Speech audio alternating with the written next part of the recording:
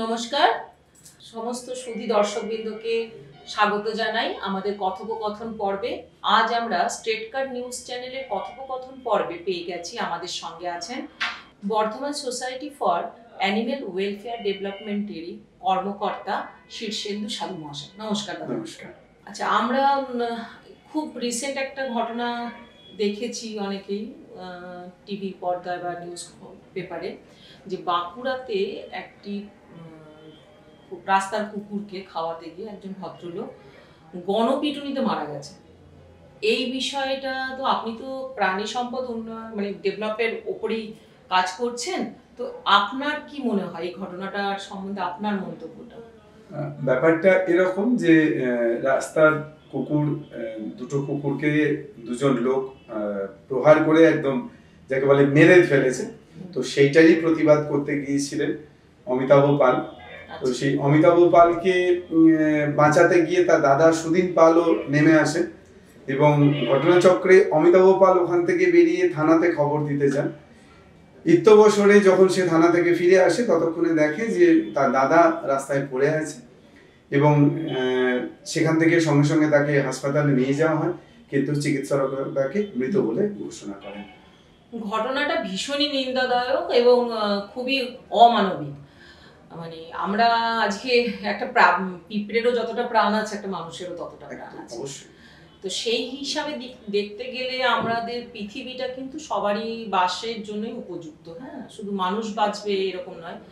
তো স্যার, আমার আর একটা বিষয় জানার আছে। দেখুন, যে অপরাধী বা যারা অপরাধী এই ঘটনাটা, তারা হয়তো একটা শাস্তি পাবে, কিছুদিনের শাস্তি পেয়ে তারা মুক্তিও পেয়ে যাবে, কিন্তু কোথায় আমাদের মনে হচ্ছে না যে এটা একটা গণসচেতনতার প্রয়োজন, এখানে মানুষকে একটু সচেতন করা প্রয়োজন।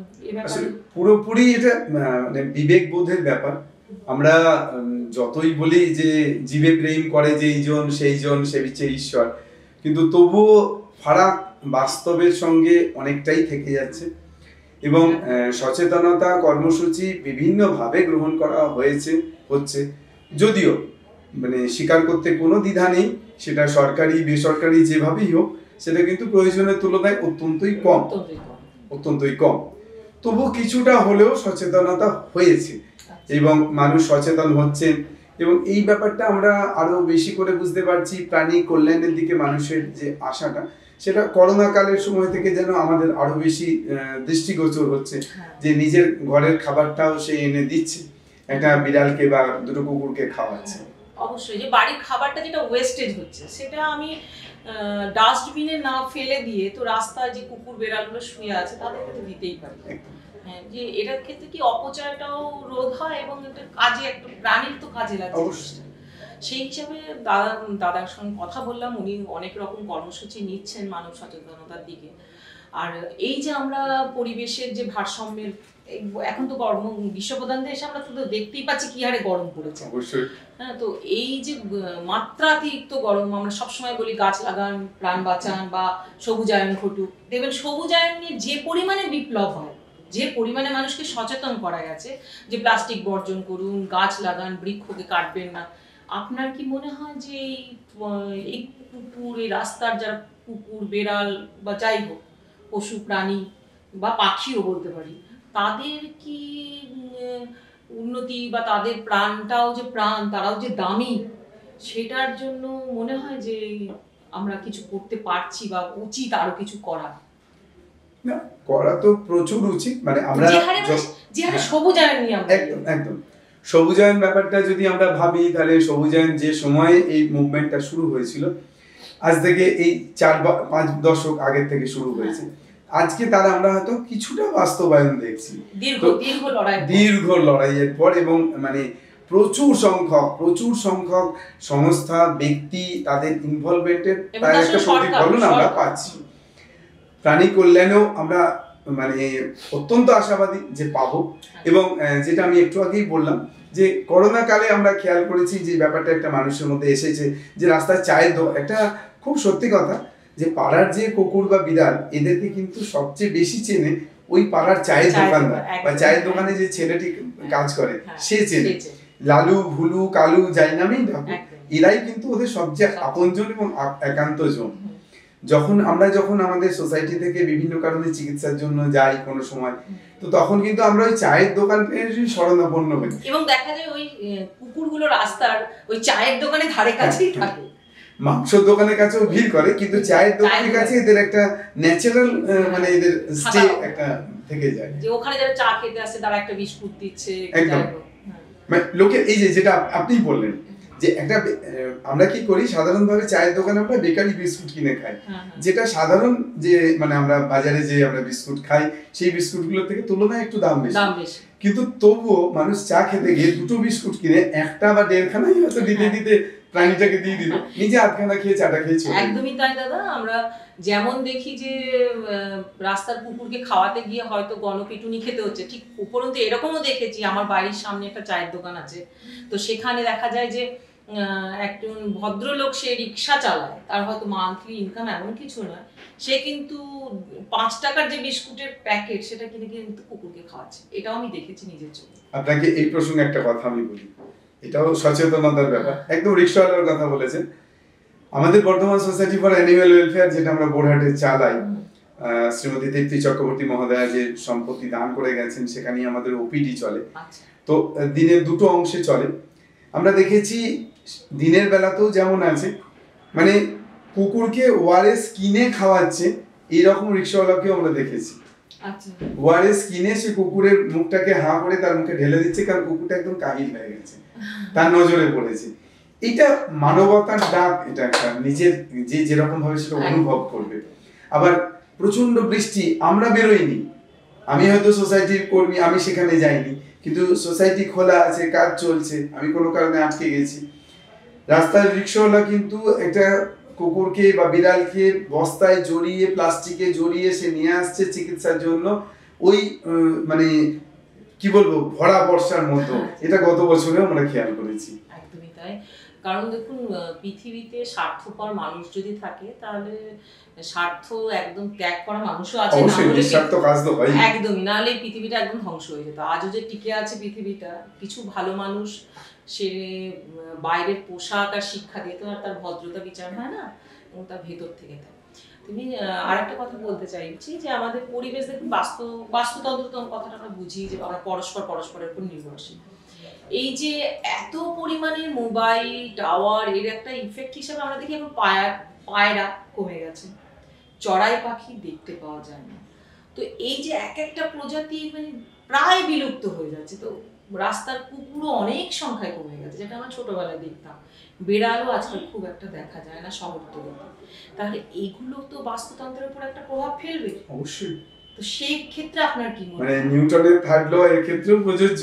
একদমই তাই, যে সমানের প্রতিক্রিয়া, তার পরিবর্তন প্রতিক্রিয়া আছে, আমরা হয়তো এখন বুঝতে পারছি না। আজকে আমার বাড়িতে, আপনার বাড়িতে দেখবেন যে বাচ্চাদেরকে আগে আমরা হয়তো ওই জানালাতে পাখি এসে বসতো, হয়তো বাচ্চাকে খাওয়ানো হচ্ছে, তাকে ওটা দিয়ে ভোলানো হতো। রাস্তার কুকুর বিড়ালও যেমন কমছে, জানালা বা দরজায় বা বাড়ির বাগান তো একদমই কমেই যাচ্ছে। তো বড় গাছও কেটে দেওয়া হচ্ছে, উন্নয়নের নামেও আমরা গাছ কাটছি, প্রয়োজনে তো যেমন কাটছি, অপ্রয়োজনেও কাটছি। অনেক সময় আমরা গাছটাকে আমাদের অর্থকরী একটা জিনিস বলে মনে করি, দ্রব্য সামগ্রী, মানে যার প্রাণহীন একটা কিছু, অথচ তার প্রাণের উপরে যে আমাদের মানব কুলের প্রাণটা বেঁচে আছে, নির্ভর করছে, এইটা আমরা ভুলে যাচ্ছি।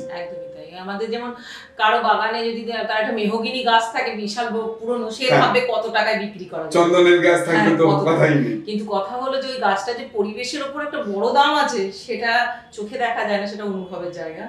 সেই রকমই আমাদের মানে ছোটবেলাকার বিভিন্ন যে পরিবেশ আমরা দেখতাম, সেটা তো ধীরে ধীরে নষ্ট হচ্ছে। এর ব্যাপারে আপনার মানব সচেতনতা তো খুবই দরকার।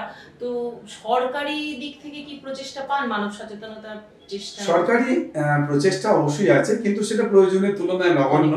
এবং আমরা স্টেট অ্যানিম্যাল ওয়েলফেয়ার বোর্ডের তরফ থেকে রাজ্য সরকারের কাছে আমরা আবেদন জানিয়েছি যে পাঠ্যক্রমের মধ্যে এটাকে যাতে অন্তর্ভুক্ত করা হয়, আর একটু মানে প্রকাশিত ভাবে, মানে জাস্ট এখন যেটা অবস্থায় যেটা ছুঁয়ে বেরিয়ে যাওয়ার মতো, সেইটা না করে আরেকটু যেন তারা ছোট থেকে বুঝতে পারে যে ইকোসিস্টেম বিষয়টা ঠিক কি, সেটা আমাদের কতখানি প্রয়োজন, কারণ তারাই আগামী দিনের নাগরিক হতে চলেছে। আর দেখুন, আমরা রাস্তার প্রাণীদের নিয়ে বললামই, কিন্তু এটাও ঠিক যে আজকাল সেই আগের মতো কিন্তু আর গৃহপালিত পশুও দেখা যায় না। সেই যে গরু পোষার যে কালচারটা ছিল, বাড়ির গৃহপালিত পশু গরু বা ছাগল, সেই জিনিসগুলো কিন্তু উঠেই গেছে। হাঁস, মুরগি অবশ্যই প্রায় অবলুপ্ত, এবং এটার জন্য স্থান সংকুলন, ফ্ল্যাট কালচার, এই ব্যাপারটা অবশ্যই মানে শুধু যে বাস্তুতন্ত্রে মানে রাস্তার কুকুর বেলার কমে যাচ্ছে তা না, মানে গৃহপালিত পশুও কমে যাচ্ছে। এখন ডেয়ারি ফার্ম ছাড়া গরুর চাষ দেখা না, বাড়িতে মানে গরু আর গৃহপালিত পশু শহরাঞ্চলে তো নেই, এবং হয়তো বাণিজ্যিক কারণে খাটালগুলো শহরের মধ্যে ছিল, সেগুলো অন্যান্য বিভিন্ন কারণে উন্নয়ন বা দৃষ্টি নন্দন হওয়ার জন্য সেগুলোকে আবার সরিয়ে দেওয়া হয়েছে শহরের ভিতর থেকে। প্রত্যেকটা বড় বড় শহরেই এটা বাইরে বাইরে চলে গেছে, তো আমার শহরও তার ব্যতিক্রম নয়। একদমই, মানে মানুষ যত আধুনিকরণ হয়েছে, মানুষ আস্তে আস্তে পরিবেশ তথা একদম প্রাণীর কাছ থেকেই ডিটাচ হয়ে গেছে যত আধুনিকরণ হয়েছে। আচ্ছা, আমাদের বর্ধমানে অনেক প্রাণী হাসপাতাল আছে, তো প্রয়োজনের তুলনায় কি যথেষ্ট? বর্ধমানে আমাদের সরকারিভাবে নবাবহাটে এবং বিজয়তরণের দুটি জায়গাতে দুটি হাসপাতাল আছে, এবং নবাবহাটের হাসপাতাল আমি তো বলতেই পারি যে মানে স্টেট অফ আর্ট বললে হয়তো একটু বাড়াবাড়ি বলা হবে, কিন্তু এমন কোনো ফেসিলিটি ওখানে নেই যে ধরনের যন্ত্রপাতি ওখানে রাখা নেই, কিন্তু অপারেটরের অভাবে ওখানে সেইভাবে ওটাকে প্রমোট করা যায়নি, যার জন্য হয়তো আমাদের মতন যে সংস্থাগুলি কাজ করে ছোটখাটো ভাবে, তো তাদের উপরে একটু চাপ পড়ে, এবং আমরা তো মূলত অসরকারি সাহায্য নিয়ে মানুষের কাছে হাত পেতেই চালিয়ে থাকি। কেউ কেউ আছেন যারা প্রত্যেক মাসে বা যেভাবেই হোক তারা আমাদের সংস্থায় দেন, তাই তাদের অনুদানে আনুকূল্যেই চলছে, কিন্তু সেটাও প্রয়োজনের তুলনায় অত্যন্ত কম। আর যে কথাটা বললেন তার সূত্র ধরে বলতে পারি, এই কারণেই গত 1.5-2 মাস ধরে আমরা Bardhaman society for animal welfare যে আমাদের যে পশু হাসপাতালটি যেটি আছে, যেটা আউটডোর এবং ইনডোর পরিষেবার মধ্যে আছে, বোরহাটে যেটা আছে, সুকুমার সেন রোড, বোরহাট, তো শ্রীমতী তৃপ্তি চক্রবর্তী মহোদয়ের যে দান করা সম্পত্তি, সেটা কিন্তু আমরা পুরোপুরি বলতে পারেন যে তার খোলনলচে বদলের একটা চেষ্টা করেছি। এখনো পর্যন্ত আমরা অনেকটাই সফল হয়েছি, এবং অনেকটাই আমরা উন্নত মানের পরিষেবা দিতে পারবো, এটা আমাদের দৃঢ় বিশ্বাস। ওখানে আপনার আউটডোর, ওখানে আমাদের আউটডোর ফ্যাসিলিটি আছে। সকালে চলে আমাদের 12:30 পর্যন্ত, এবং রাত্রে আবার সেটা 5:30 থেকে 8:30 পর্যন্ত চলে। ডাক্তারবাবুরা আসেন, তারা ওখানে তাদের পরিষেবা দেন। মূলত কিন্তু একটা কথা আমি আপনার এই চ্যানেলের থ্রু দিয়ে বলতে চাইছি, যে মূলত কিন্তু আমরা এখানে স্ট্রিট অ্যানিমেলদেরই ট্রিটমেন্ট করতে পছন্দ করি। আচ্ছা, মানে মূলত এখানে প্রায়োরিটি পাওয়া হয় যে যারা রাস্তার যে উদ্দেশ্য নিয়ে সংগঠন তৈরি হয়েছিল সেটাকে আমরা প্রায়োরিটিতে রাখছি।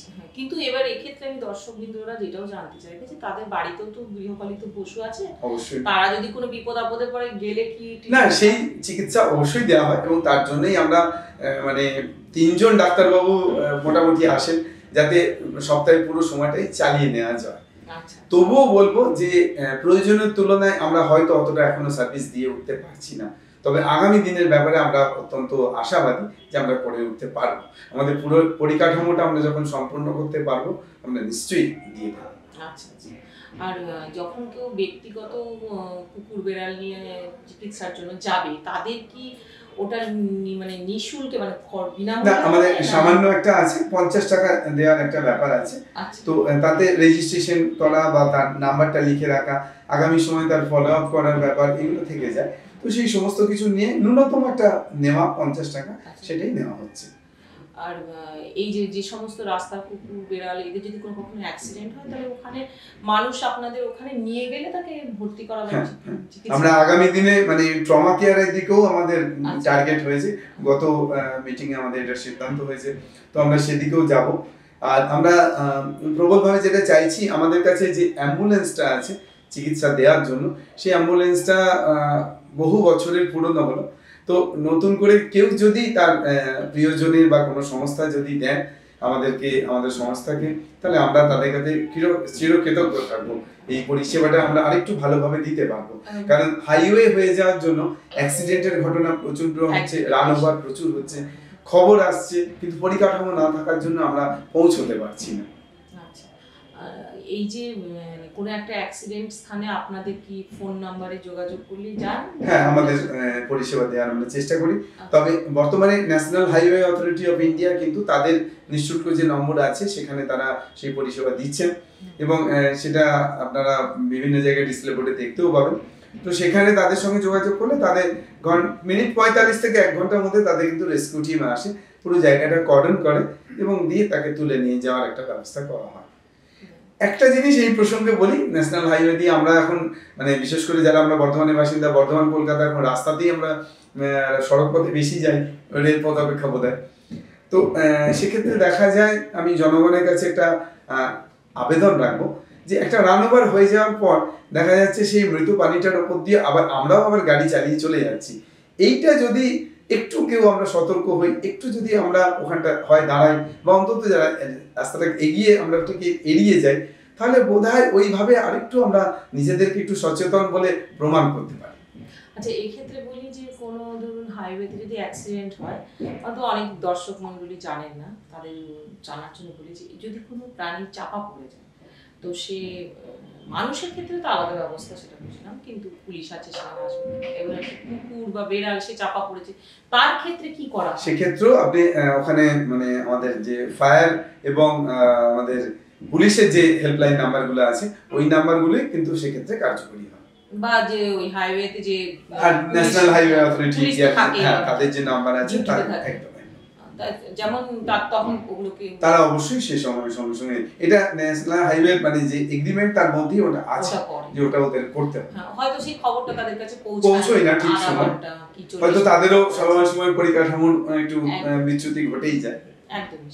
আমরা সাধারণত জানি যে জানুয়ারি মাসে পক্ষকাল ব্যাপী একটা প্রাণী সপ্তাহ পালন করা, প্রাণী কল্যাণ পক্ষ পালন করা হয়, যখন প্রাণীদের বিভিন্ন রকম সচেতনতামূলক কর্মসূচি নেওয়া হয়।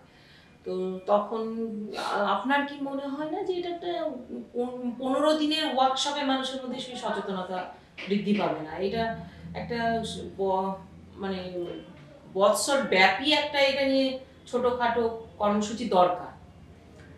আমার তো মানে আমি আপনার সঙ্গে সম্পূর্ণভাবে একমত যে 365 বা 66 দিনের বছরে 14 দিনের কোনো কর্মসূচি এবং সেটাও ছাড়া লাগাতার নয়, সেটা তেমন ভাবে কোনো ইম্প্যাক্ট ফেলতে পারে না। মানে রাষ্ট্রসংঘ বিভিন্ন সময় বিভিন্ন দিন বা বছরকে উল্লেখ করে থাকেন। তো আমার মনে হয় রাষ্ট্রসংঘের পক্ষ থেকে বা ভারত সরকার বা আমার ন্যূনতম পক্ষে পশ্চিমবঙ্গ সরকারও যদি একটা বছরকে প্রাণী কল্যাণ বর্ষ বলে উল্লেখ করেন, তাহলে সেক্ষেত্রে বোধহয় বর্ষব্যাপী একটা অনেক কিছু করা যায় এবং তার রেস থেকে যায়, এবং তো পরবর্তী বছরগুলোতে সেগুলোকে আবার ধারাবাহিকভাবে টেনে নিয়ে যাওয়া সম্ভব হয়। হ্যাঁ, একদমই তাই। যেমন আমরা কিন্তু আজকে এই যে গাছের এই যে সবুজায়ন, এই বিপ্লব, এই যে গাছ বাঁচাও প্রাণ বাঁচাও, হ্যাঁ, একটি গাছ একটি প্রাণ, এই যে সচেতনতার বার্তাটা কিন্তু এই ব্যাপক হারে মানে ব্যবহার হয়েছে চিন্তাধারা। অবশ্যই। যেমন কোনো আমি কোথায় রিসেন্ট দেখলাম একটা বিয়ে বাড়িতেও মানে রিটার্ন গিফট দেওয়া হচ্ছে একটা গাছ। তো সেই রকম আর কি এইরকম বর্ষব্যাপী যদি পরিকল্পনা কর্মসূচি গ্রহণ না করা হয়, তাহলে রাস্তার কুকুর সে কামড়ে দেবে রে, বা ওই গরম ফ্যান ছুঁড়ে মারা বা গরম জল ছুঁড়ে মারা, এইগুলোই ঘটবে এবং সেটা ব্যাপক আকারে যখন ভয়ঙ্কর হবে তখন টিভির পর্দায় আসবে। অবশ্যই এটা ব্যাপকভাবে সচেতনতার প্রয়োজন আছে, আর মানুষের সাধারণভাবে একটু নিষ্ঠুরতা কমানোরও প্রয়োজন আছে। এই প্রসঙ্গে একটা কথা বলি, নিষ্ঠুরতার ব্যাপারটা থেকেও অনেকটা এই ব্যাপারটা আসে। মানে আমরা অভিভাবকদের কাছে অন্তত বর্তমান সোসাইটি ফর অ্যানিমেল ওয়েলফেয়ার পক্ষ থেকে আবেদন জানাবো যে যখন আপনি বাড়ি থেকে মাংস কিনতে যাচ্ছেন, তো এই ব্যাপারগুলোতে মানে বাচ্চাদেরকে সঙ্গে না রাখা, তার সামনে একটা মুরগি বা একটা কোনো কিছু প্রাণ ঘুরে বেড়াচ্ছিল বা একটা ছাগল, অল্পক্ষণের মধ্যেই সেটা ঝুলে গেল বা সেটা বাজারে থলিতে চলে এলো এবং সেটা খাবারের টেবিলে আমার থালায় বা বাটিতে চলে এলো, এটাও কিন্তু আমরা হয়তো বাচ্চাদের মানসিকতার কথা বুঝছি না, মানে আমরা অতটা রিড করতে পারছি না, কিন্তু কোনো না কোনোভাবে তার চেতনে কিন্তু এটা আঘাত করছে। যার জন্যে আমরা মাঝে মাঝে শুনতে পাই, দেখতে পাই যে কেউ হঠাৎ করে নিরামিষাশী হয়ে গেল কোন একটা বাচ্চা। কারণটা কি? তার কাছে ওটা একটা নিষ্ঠুরতা বলে মনে হয়েছে, ওই রক্তস্রোত, এই ব্যাপারটা। এবং সাধারণভাবে নিজেদের মধ্যে ইন বিটুইন মানে হিউম্যান বিইং এর ক্ষেত্রেও কিন্তু ক্রুয়েলটির ঘটনা বাড়ার এটা অন্যতম একটা কারণ বলে আমরা মনে করি। আর দেখুন, বাচ্চাদের এই যে সচেতনতার জন্য আপনি যেটা বললেন সেটা তো সমর্থনযোগ্য বটে। তার সঙ্গে বলি যে বাচ্চাদের, আপনার মনে হয় না যে বাচ্চাদের সচেতন করতে গেলে স্কুল বিদ্যালয়ে এই বিষয় নিয়ে আমার মনে হয় পাঠ্যপুস্তকের মধ্যে? আমি তো ইতিমধ্যেই বলছিলাম যে আমরা রাজ্য সরকারের কাছে আমাদের state animal welfare board West বেঙ্গলের তরফ থেকে একটা পাঠ্যপুস্তকের মধ্যে যাতে অন্তর্ভুক্ত করা হয় এবং তার উপরে যেন মার্কস ওরিয়েন্টেড অবশ্যই থাকে, সেই জিনিসটাকে করার জন্য একটা আবেদন পাঠানো হয়েছে। আশা করা যায় রাজ্য সরকার সহৃদয়তার সঙ্গে সেটি বিচার বিবেচনা করবে। বিভিন্ন ভাবেই ওটাকে অ্যাড করা যায়, কোনো অসুবিধাই নেই। সেটা হলে আরো বাচ্চারা বেশি সচেতন হবে, কারণ ওরাই তো আগামী দিনের সমাজের মূল মেরুদণ্ড। আর যেটা বক্তব্য, আরেকটি কথা যে দেখুন, সব বাবা মার ক্ষেত্রে একটা জিনিস দেখা যায় যে রাস্তার কুকুরের ক্ষেত্রে একটা ভয় যে এখনই কামড়ে দিলে তাকে ইঞ্জেকশন নিতে হবে। এটা কিন্তু অনেক বাবা মার ক্ষেত্রে তাদের যে রাস্তার কুকুরের প্রতি মানে ঘৃণা বা অবহেলা নাই, মূল কারণটা কিন্তু অনেক সময় থেকে যায় ভয়টা, যে আমার ছেলেকে যদি কামড়ে দেয় তাহলে আমাকে আমার ছেলেকে এখনই ইঞ্জেকশন নিতে হবে। এই ভয় থেকেই হয়তো আরো বেশি তাকে তাড়িয়ে দেওয়া বা তাকে একটুখানি অবজ্ঞার চোখে দেখা, তাই মনে হয় না? এটা তো ঠিক, তবে একটা জিনিস সেটাও আবার মানে আমরা সোসাইটির তরফ থেকে রাজ্য সরকারের প্রাণী কল্যাণ দপ্তরের পক্ষ থেকেও কিন্তু ব্যাপকভাবে চেষ্টা করা হচ্ছে। এবং আপনারা জানেন, অন্তত বর্ধমানের ক্ষেত্রে, বর্ধমানের এর আগে যিনি মাননীয় জেলা শাসক মহোদয়া ছিলেন, তো তিনি তার ব্যক্তিগত উদ্যোগেই বর্ধমানের কুকুরদেরকে স্টেরিলাইজেশনের ব্যাপারটা করেছিলেন এবং তাদের ভ্যাকসিনেশনের জন্য একটা ব্যাপক উদ্যোগ গ্রহণ করা হয়েছিল। তো সেটা এখনো চলে, আমরা সোসাইটির তরফ থেকেও সেটা চালাই। তবে এটার ক্ষেত্রে একটা ব্যয়ের একটা ব্যাপার থাকে। অনেক মানুষই আছেন যারা তাদের পাড়ার কুকুরদের এই ব্যাপারটার জন্য স্টেরিলাইজেশন বা ভ্যাকসিনেশনের জন্য এগিয়ে আসেন, তারাই তাদের ব্যয় বহন করেন। এতে আমাদেরও কাজের সুবিধা হয়। এবং এই ব্যাপারটাতে যদি আমরা আরেকটু সচেতন হই, আরেকটু নিজেদের হয়তো পকেট মানি বা কাট মানি একটু এদিক ওদিক করে নিতে পারি, তাহলে কিন্তু আমাদের সুবিধা হয় তার কাজটা করতে, অন্তত সোসাইটির কাছে সেই দানটা এনে। কারণ প্রত্যেক মানুষ বা সংগঠনের পক্ষে সম্ভব না। আমরা যেহেতু এই ফিল্ডে কাজ করি, তাই আমাদের পক্ষে এটাতে এগিয়ে যাওয়া সম্ভব যদি আমরা কিছু রিসোর্স সেই জায়গায় পাই, ফাইন্যান্সিয়াল রিসোর্স। আচ্ছা, কোনো কুকুরকে যদি ভ্যাকসিনেশন করা হয়, ওর কি একটা নির্দিষ্ট টাইম থাকে যে এরপর আবার তাকে ভ্যাকসিনেশন? হ্যাঁ, ওটা ওই আমাদের যেমন আছে, ওটা ওদের ক্ষেত্রে 1 বছরের জন্য। 1 বছরের জন্য? 1 বছরের জন্যই প্রযোজ্য। আচ্ছা আচ্ছা। যার জন্য আমরা যাদেরকে ভ্যাকসিন করি বা যাদের স্টেরিলাইজ করা হয়, তাদের কিন্তু একটা চিহ্ন দেওয়া হয়। সেটা কোনো সময় হয়তো টিপ লাগানো হলো, কোনো সময় তো গলায় একটা বেড লাগানো হলো, কোনো সময় কানে একটা ফুটোর ব্যাপারে যেটা হয়েছিল সেটার ব্যাপারে আবার রুলিং এসছে অন্যরকম। তো সেই জন্য আমরা সেটা থেকে আবার নিজেদেরকে বিরত রেখেছি। আচ্ছা, না মানে এটা অনেকেই জানে না যে ভ্যাকসিন দিলেই যে সেটা একদম বছরের পর বছর, সেটা কিন্তু নিজের বাড়ির কুকুরের ক্ষেত্রে সকলের জন্যই প্রযোজ্য। আমার ক্ষেত্রেও যতখানি তার ওই ভ্যাকসিনটার লাইফ স্প্যান, ওই প্রাণীটার ক্ষেত্রেও ততখানি তার লাইফ স্প্যান, মানে তাকে আবার পরের বছরের জন্য ভ্যাকসিনেশন করা। আমি আমাদের সুধী দর্শকবৃন্দদের জন্য একটি কথা বলি। দেখবেন এই এখন গরমকাল চলছে, অনেক সময় দেখবেন বিভিন্ন ধরনের সাপ বাড়িতে চলে আসে, বা ধরুন কোনো পাখি আহত হয়ে আপনার ছাদে পড়ে আছে বা জানলার সাইডে পড়ে আছে, বা কোনো প্রাণীকে দেখলেন তার হাত ভাঙা, পা ভাঙা বা ঘাড়ে পিঠে কোথাও গর্ত নিয়ে সে রাস্তার পাশে শুয়ে কাঁদছে।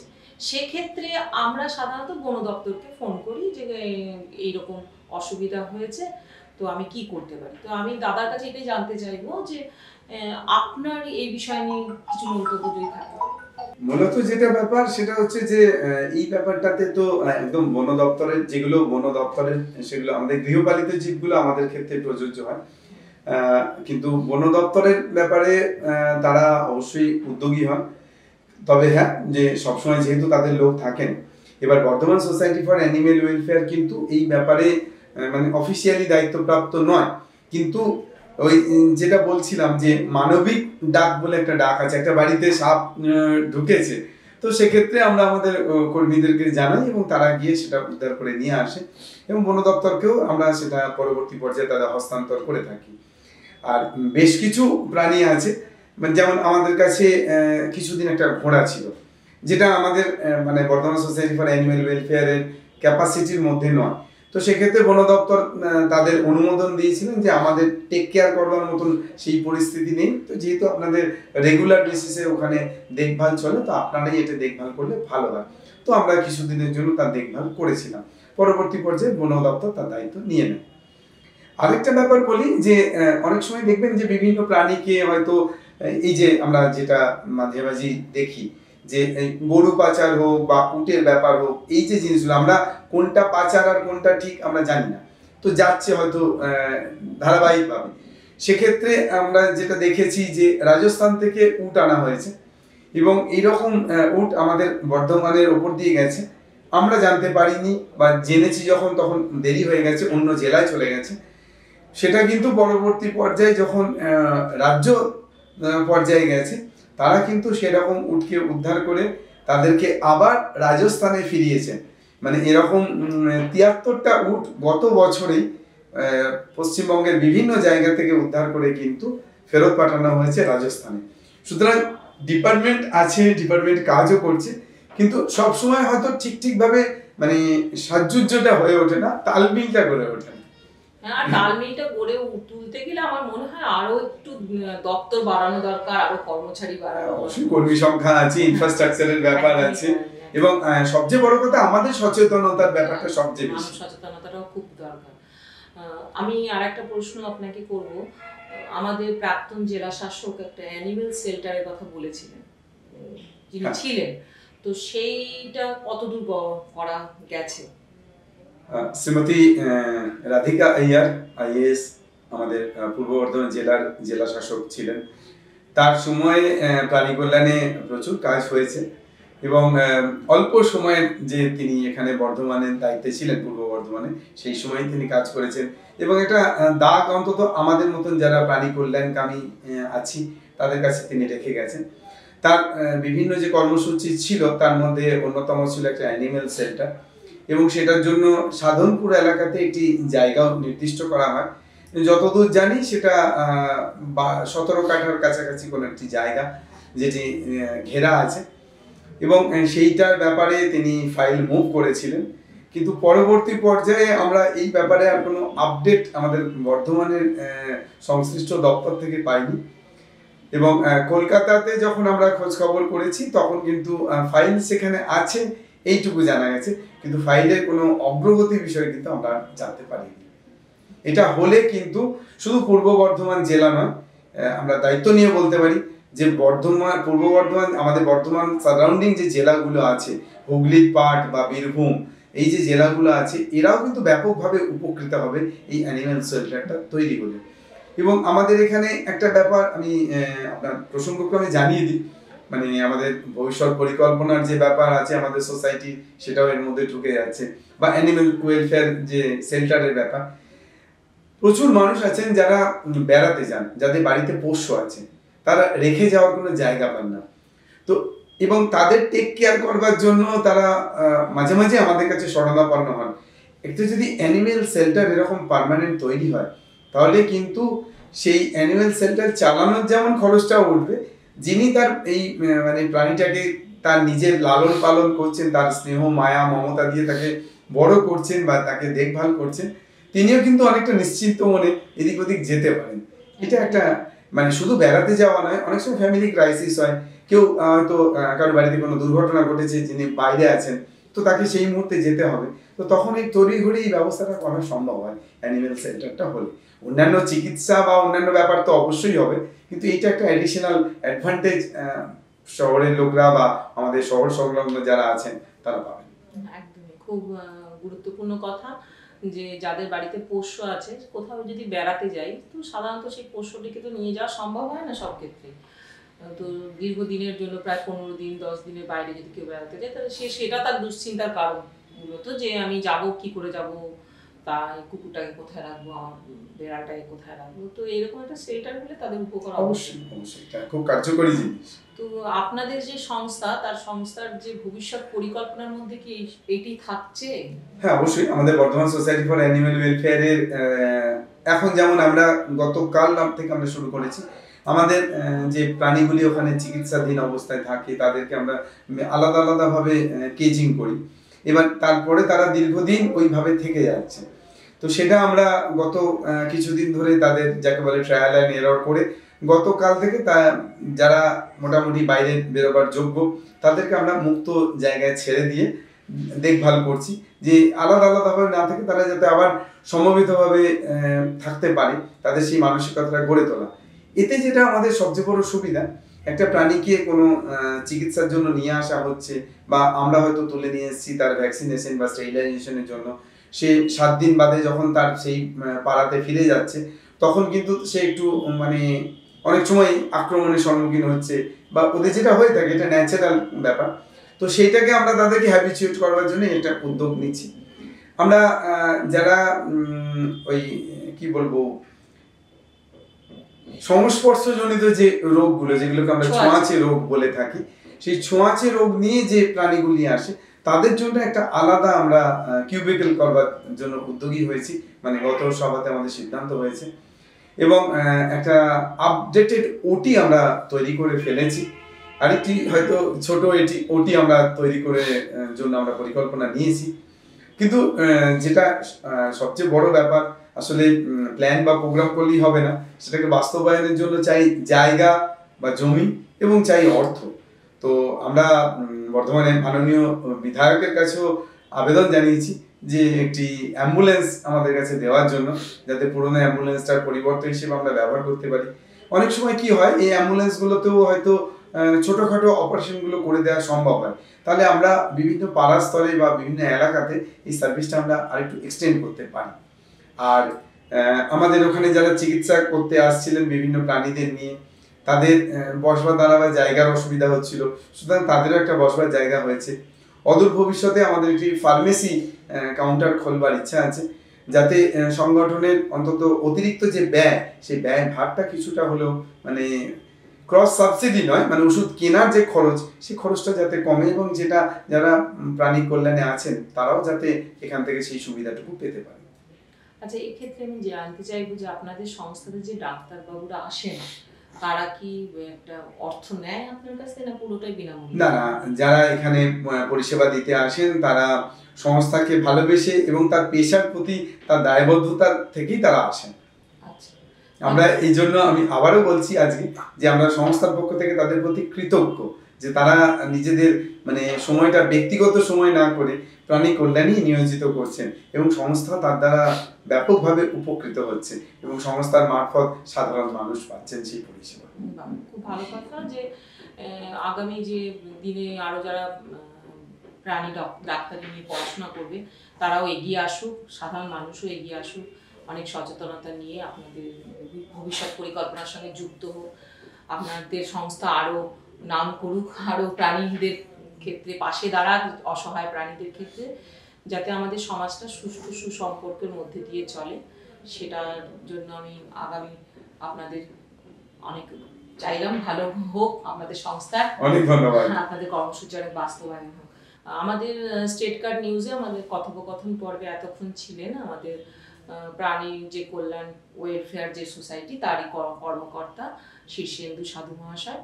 তো আমাদের স্টেট কার্ড নিউজের পক্ষ থেকে আপনাদের সুধী দর্শকবৃন্দ, আপনাদের তরফে আমরা একটা অনুরোধ করব। দেখুন, প্রখর গরম পড়ছে, গরমে আমরা তো এসির হাওয়া খেয়ে কোনো রকমে আরামে আছি। তো আপনাদের ক্ষেত্রে অনুরোধ, এক্ষেত্রে আপনারা আপনাদের ছাদে একটা ছোট্ট ভাড়ে করে একটু জল রাখতে পারেন পাখিদের জন্য, কারণ সব নালা নর্দমা শুকিয়ে গেছে, তারা কোথাও জল পাচ্ছে না।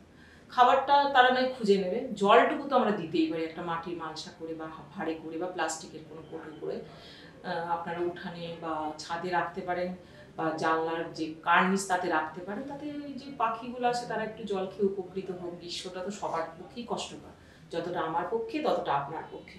এটুকু মানবিকতার দিকে হাত বাড়িয়ে দেবেন এই আশা রেখে এখানে কথোপকথন পর্ব শেষ করছি। দাদা নমস্কার। ধন্যবাদ।